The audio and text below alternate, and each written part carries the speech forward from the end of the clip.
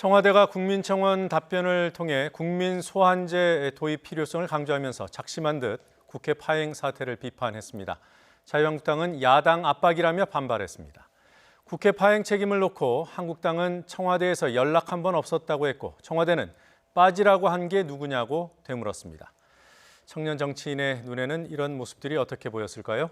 정치권을 청년의 시각으로 들여다보는 더 청년 정치. 이번 주 문제의 정치 장면들 짚어보겠습니다. 시사평론가인 장혜찬 서든포스트 정책실장 그리고 고은영 제주녹색당 운영위원장과 함께합니다. 어서 오십시오. 안녕하세요. 안녕하세요. 네. 자, 첫 번째 장면 바로 확인하고 오겠습니다. 네, 제목은 돌직구입니다. 청와대 복귀왕 비서관 국회의원만 소환을 못하냐 납득 못하겠다. 국민소환제에 대한 설명을 얘기한 지난 12일 브리핑을 가지고 오신 거예요? 네.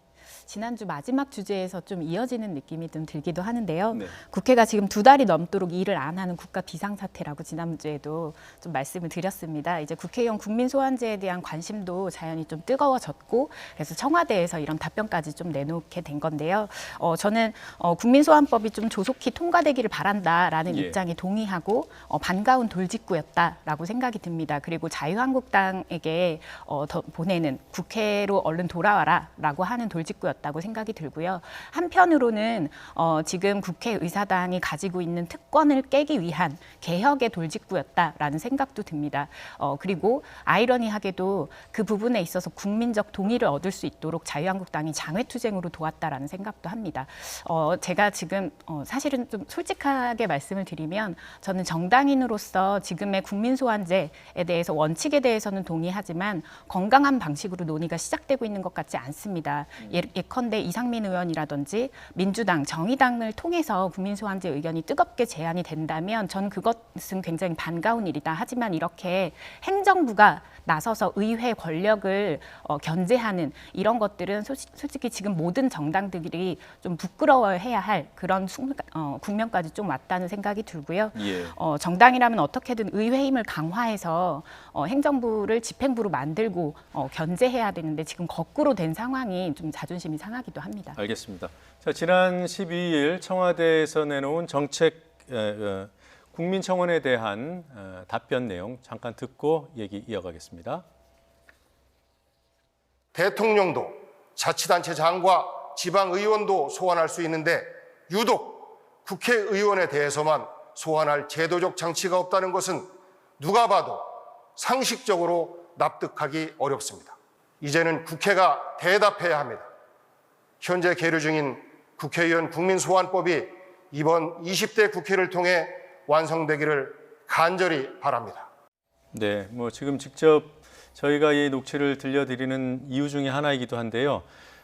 국민청원에 대한 답변치고는 목소리가 뭔가 이제 연설조고 꽤 강조한다는 그런 인상을 받았습니다. 어떻게 들으셨습니까? 말 안 듣는 학생 혼내는 선생님 같죠? 지금 말투라던가 뉘앙스라던가 그리고 복귀형 비서관의 발언이 처음이 아니라 바로 하루 전에 강기정 정무수석이 또 이 정당 해산 청원에 대한 답변을 하면서 사실상 야당을 꾸짖었다 해도 과언이 아닌데 저는 지난주에도 밝혔다시피 국민청원제의 큰 틀에 대해서는 동의를 할 수 있을 것 같습니다. 세부적인 제안을 어떻게 거느냐에 따라 다르겠지만요.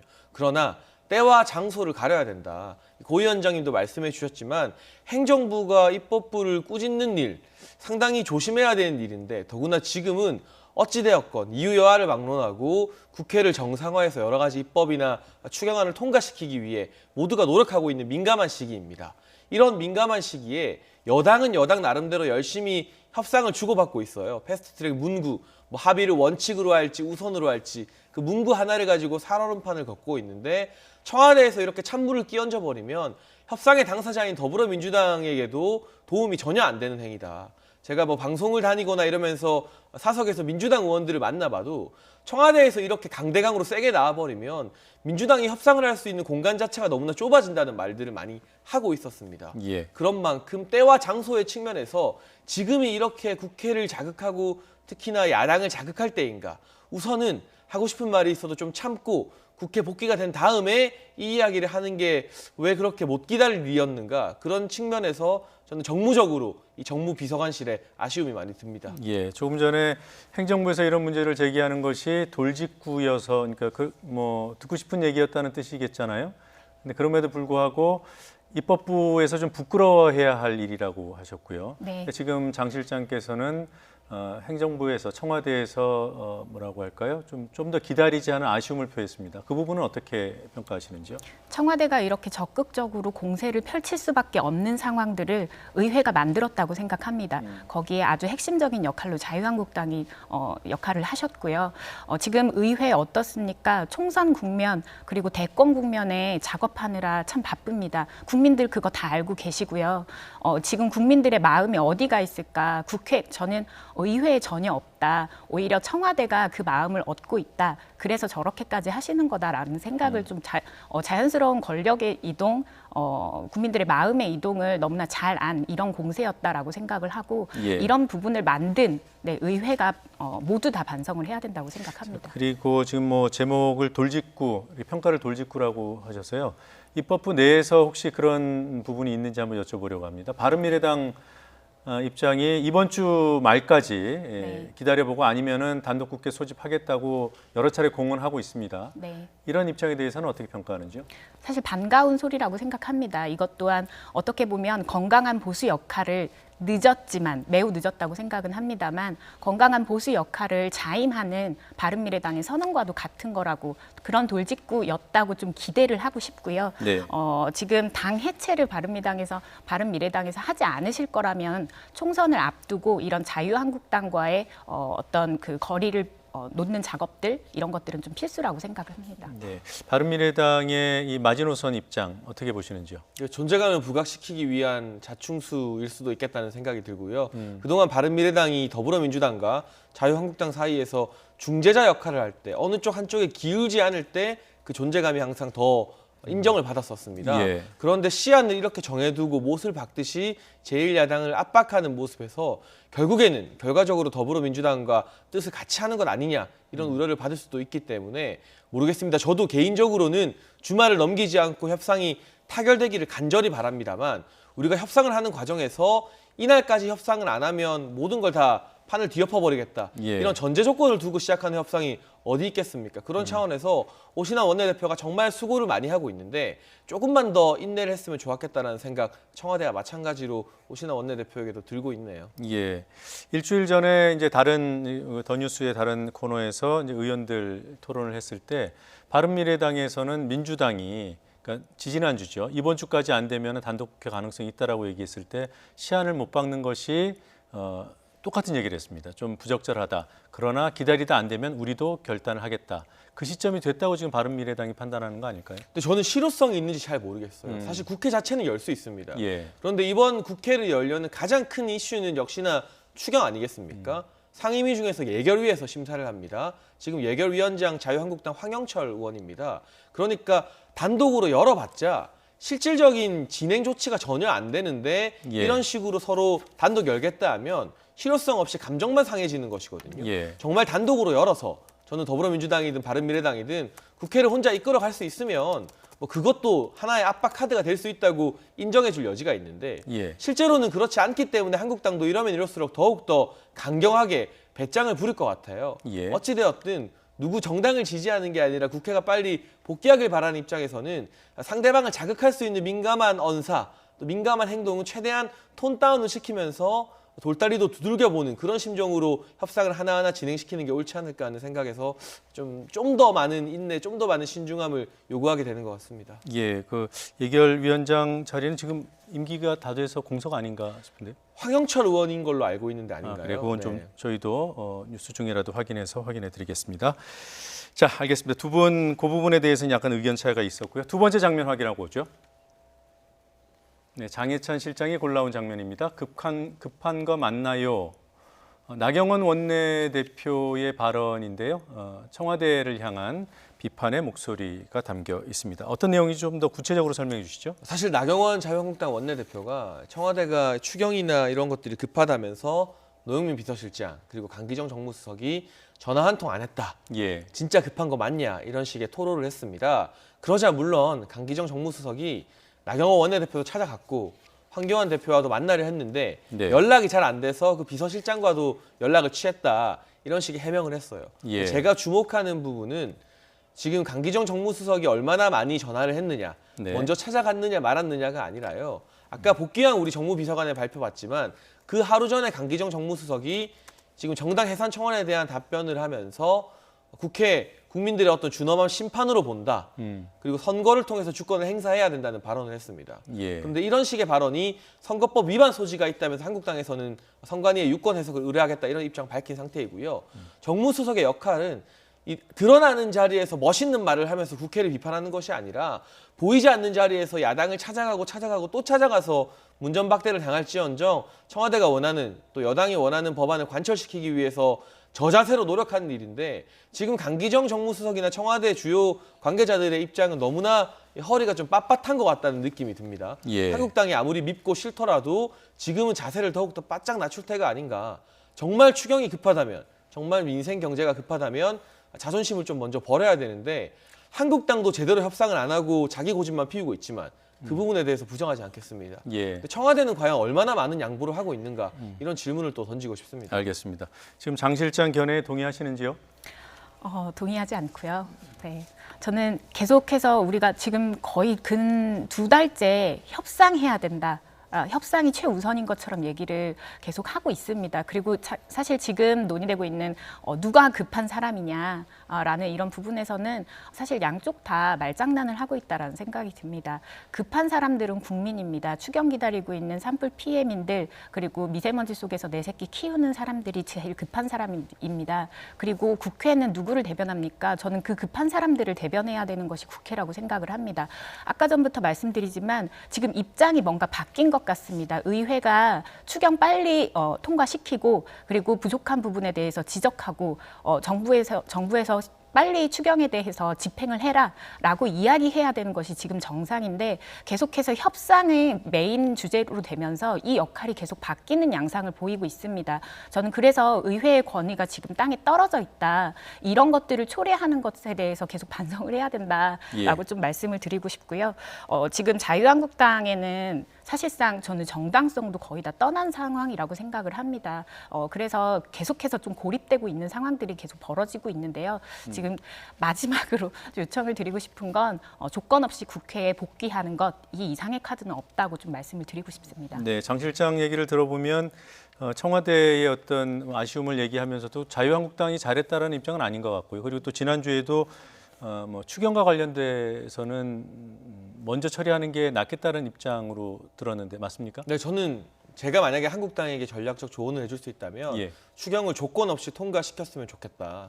지금 정부에서는 마치 이 추경을 야당이 통과 안 시켜줘서 경제가 나쁜 것처럼 이야기를 하는데 예. 정말 시원하게 6조 7천억도 통과시켜주고요. 네. 그리고 나서 하반기 경제 나아지는지 한번 보자 하면 네. 청와대가 더 간담이 서늘해질 것 같거든요. 예. 이런 식으로 무작정 계속 반대를 고집하게 된다면 정부 여당 입장에서는 변명거리가 늘어나는 셈입니다. 야당이 발목 잡아서 경기 회복이 안 되고 있다. 예. 이런 빌미를 왜 주는 것인지 개인적으로는 이해하기 힘듭니다. 따라서 한국당이 내일이라도 아니 오늘이라도 국회로 복귀했으면 하는 게 개인적 바람이지만 예. 그러기 위해서는 정치적으로 먼저 풀어야 될 대상은 저는 정부 여당이라고 보고 있고요. 네. 언제나 야당은 장애투쟁을 해왔습니다. 제가 지난주에서도 말씀드렸던 것 같은데 이명박 박근혜 보수 정권 9년 동안 당시 야당이었던 민주당은 7번의 장애투쟁을 했습니다.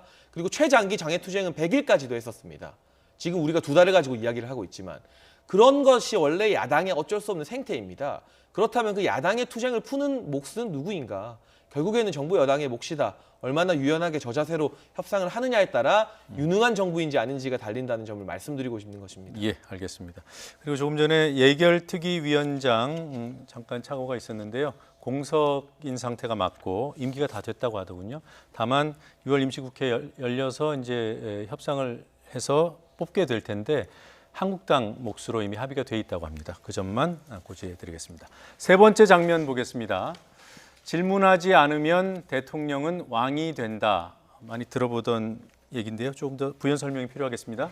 네, 미국의 수십 년간 백악관 기자실 맨 앞자리에서 대통령을 취재해왔던 브리핑에 앞서왔던 전설적인 여성 기자가 있습니다. 헬렌 토마스입니다. 그 아들 부시 대통령에게 이라크를 침공한 이유가 기름 때문이냐라고 네. 물었던 기자기도 합니다. 제목은 그 기자가 남긴 말인데요. 그렇게 하지 않으면 질문을 던지지 않으면 대통령, 권력자가 왕이 된다라는 이야기였습니다. 예, 알겠습니다. 우리도 이미 겪었던 이런 일들인데요. 질문에 얽힌 권력과 저널리즘의 속성을 잘 대변하는 이야기하는 단어라고 생각합니다. 이번에 박상기 법무부 장관이 나홀로 어떤 기자회견을 했는데요. 이 장면을 보면서 그렇게 좀 떠올려 봤습니다. 그래서 그 헬렌 토마스의 말과 그래서 박상기 법무부 장관이 등장하는 브리핑 장면 사진이 이렇게 합성이 돼 있었군요. 네, 맞습니다. 어떤 일이 있었던 겁니까? 당시 지금 과거사위 관련 예. 브리핑과 기자회견이 며칠 전에 좀 예정이 되어 있었는데 기자회견 바로 직전에 언론들을 대상으로 이번 기자회견에 대해서는 질문을 받지 않겠다라고 통보가 됩니다. 여기에 반발한 언론들이 단 한 명도 기자회견에 참석하지 않았고 결국 보이콧으로 하게 되면서 저런 장면들이 좀 연출이 된 건데요. 예. 사실 저는 이 장면뿐 아니라 그동안 한성규 사무총장께서 기자들을 대상으로 뭐 걸레질을 하고 있다, 그러니까 취재를 하려는 기자에게 걸레질을 하고 있다라는 막말 표현이라든지 그리고 자신은 셀프로 인터뷰를 중단을 하는 그런 시도지사들의 모습들 그리고 언론을 이렇게 우습게 보는 어떤 권력자들의 모습을 함께 좀 떠올려 보면서 예. 질문을 받지 않는 태도가 결국엔 우리 사회를 더 꽉 막히게 한다라는 생각으로 이 질문을 좀 뽑아봤습니다. 네, 장 실장께서는 저 장면을 보고 혹시 뭐 다른 부분에서 또 짚어줄 부분이 있다고 생각하셨습니까? 저는요 기본적으로 검찰 과거사위원회가 참 열심히 활동했는데 예. 국민 눈높이에 맞지 않는 어떤 성과를 가져오긴 한 것 같아요. 많은 국민들이 여전히 의구심을 가지고 있는 문제들이 있습니다. 김학의 전 차관 사건이나 고 장제현 씨 사건에 관련해서도. 그러나 지금의 검찰이 의도적으로 있는 사실을 은폐하고 제 식구 감싸기를 위해서 예전에 허위 수사 내용을 알고 있음에도 불구하고 밝히지 않았다고는 생각을 안 하거든요. 그런데 우리가 특정 사안을 다룰 때 너무나 음모론적인 시각으로 확인되지 않은 사실을 막 부풀려서 질문하고 근거 없이 의혹만 던지는 그런 문화가 있다.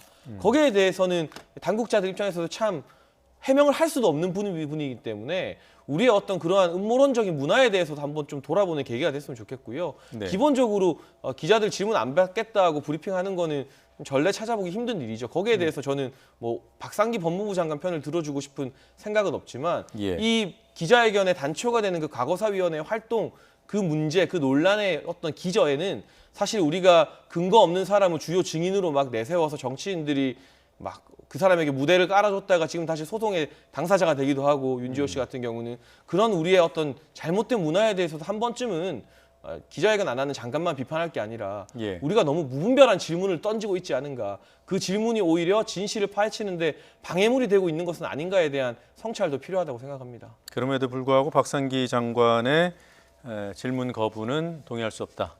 네, 뭐 그렇게 답변을 정리하면 했으면 되겠습니까? 그렇게 크게 문제가 안 됐을 텐데 오히려 네. 긁어 부스럼을 만드신 것 같아요. 알겠습니다. 다음 장면으로 넘어가 보겠습니다. 자, 바닥 민심이라는 제목이고요. 장혜찬 실장이 골라왔습니다. 장제원 의원이 등장하는군요. 어떤 내용입니까? 최근 장제원 의원이 연일 한국당 지도부를 향해서 쓴소리를 하고 있습니다. 예. 지금 국회는 올스톱 시켜놓고 온통 이미지 정치뿐이다. 그리고 보이는 사람이 투톱, 그러니까 황교안 대표와 나경원 원내대표밖에 없다. 예. 이런 이야기를 하는데요.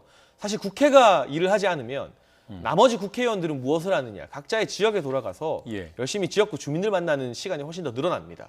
그런데 장제원 의원을 필두로 해서 지금 내부에서 불만이 나오고 있는 게 지역을 열심히 다니면서 주민들 만나면 이제는 국회 들어가서 일하세요.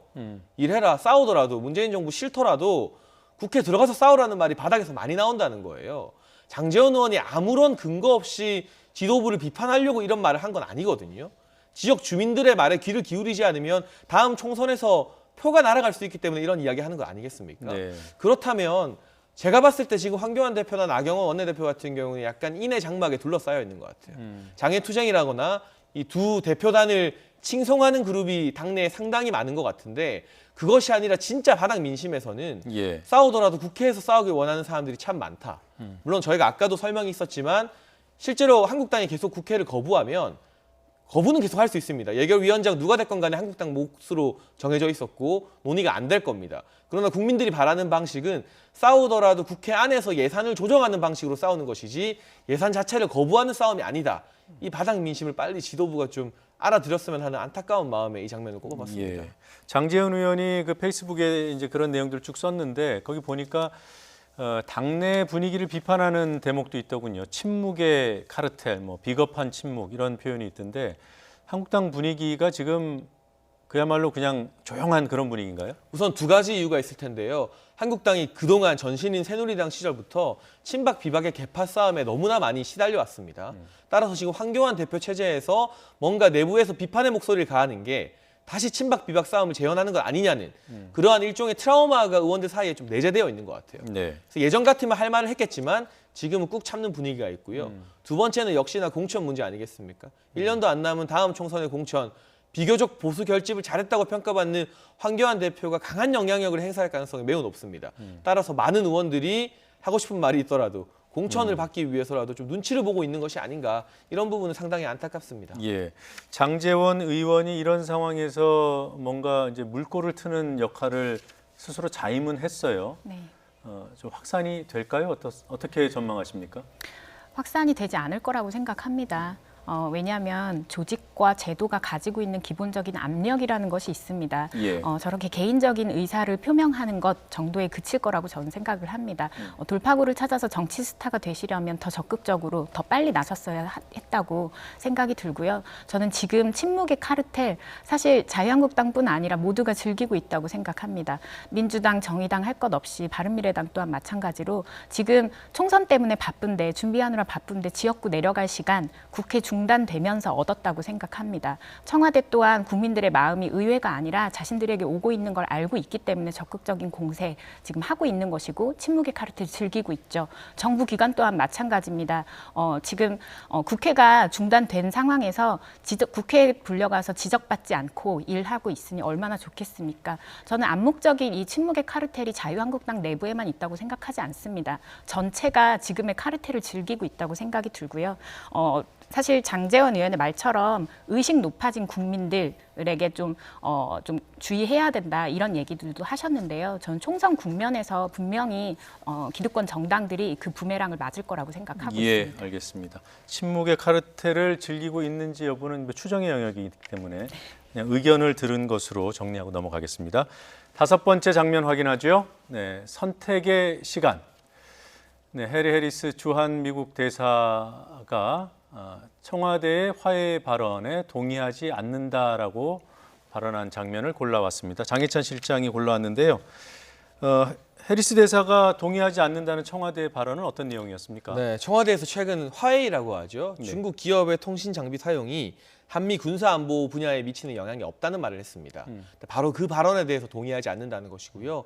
화웨이 장비를 사용하는 게 결국에는 한미 양국의 군사 안보에 위협이 될 수 있다는 점을 네. 우리 이 주한 미 대사가 공식적으로 천명한 셈입니다. 네. 저는 지금 우리가 안에서는 국회가 치고받고 싸우느라 바쁘지만 대외적인 시각을 확장했을 때 매우 중요한 전환점에 우리나라가 서 있는 것 같아요. 예. 지금 미국과 중국의 무역 전쟁이 사실은 역대 이렇게 치열하고 뜨거웠던 적이 또 있었던가 할 정도로 심각한 상황이고, 홍콩에서는 지금 100만 명의 민중이 모여서 민주주의, 자유화를 부르짖으면서 중국 정부를 상대로 시위를 또 하고 있는 상황입니다. 이 시점에서 결국 우리가 이 북중러라고 하는 이쪽과 함께 갈 것인가, 아니면 기존의 한미일 체제, 자유주의 진영의 체제로 남아서 당장 중국과의 싸움에서 어느 정도 손해를 보더라도 이 중심축을 굳건히 다질 것인가, 그 분수령에 서 있다고 보는데, 이 해리스 대사의 발언 같은 경우도 대한민국에게 당신들은 어디에 서 있을 것이냐, 예. 전통적인 우리의 동맹국 위치를 확고히 할 것이냐, 아니면 중간에서 이것도 아니고 저것도 아니고 눈치 보다가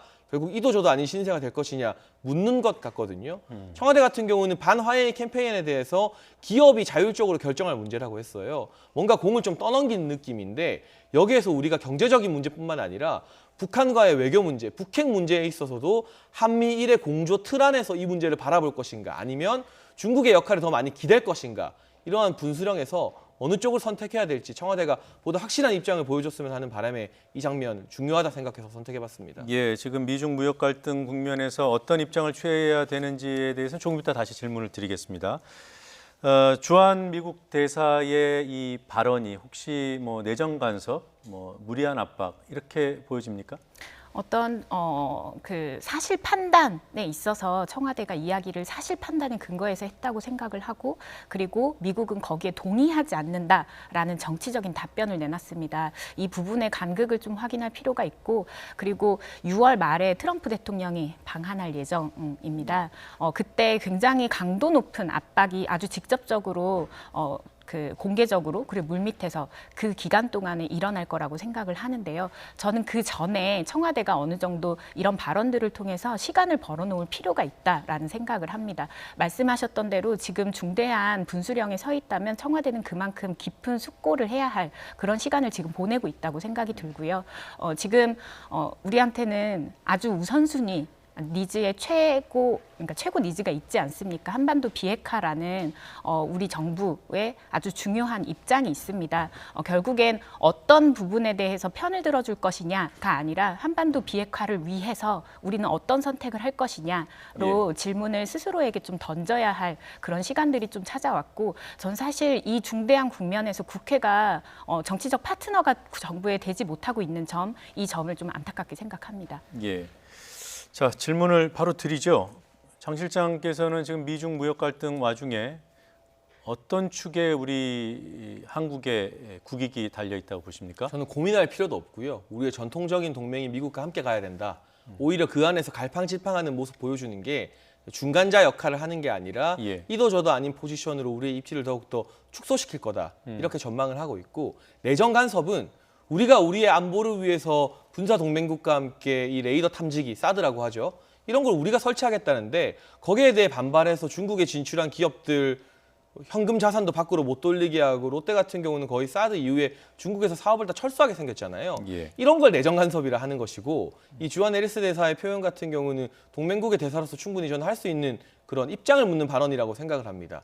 그러니까 우리가 이전까지의 역사를 보고 근대화 이후 우리 대한민국의 어떤 눈부신 발전에 어느 정부가, 어느 국가가 더 기여하면서 도움을 줬는지, 그리고 앞으로 북한과의 협상 국면에 있어서도 중국이 북한을 움직여서 비핵화를 이루어줄 거라는 잘못된 환상을 버리고, 지금 북한이 이만큼이라도 협상 테이블에 나온 것은 중국과 북한 사이의 연결고리를 최대한 차단하려고 애썼던 미국의 강력한 압박 덕분이다. 이러한 현실인식 아래에서 기존의 한미일 체제를 확고하게 가져가는 것이 장기적으로 봤을 때 훨씬 더 나은 선택이라고 봅니다. 보통 우리가 이제 외교적으로 곤란한 지경에 처했을 때마다 과거 역사를 소환하는 게 이제 명청간에 낀 조선의 외교였단 말이에요. 이 부분에서 보면은 미국을 언제까지 믿고 동맹으로 그렇게 그쪽 편만 들 것인가, 이렇게 얘기하는 사람들도 있어요. 이 부분에 대해서는 어떻게 보십니까? 보통 전략적 모호성이라는 이야기를 하는데요. 전략적 모호성을 선택해서 이도 저도 아닌 태도를 취하는 게 좋다는 말도 하지만, 지금의 국면을 보면 과거의 미중 갈등과는 저는 궤가 다르다.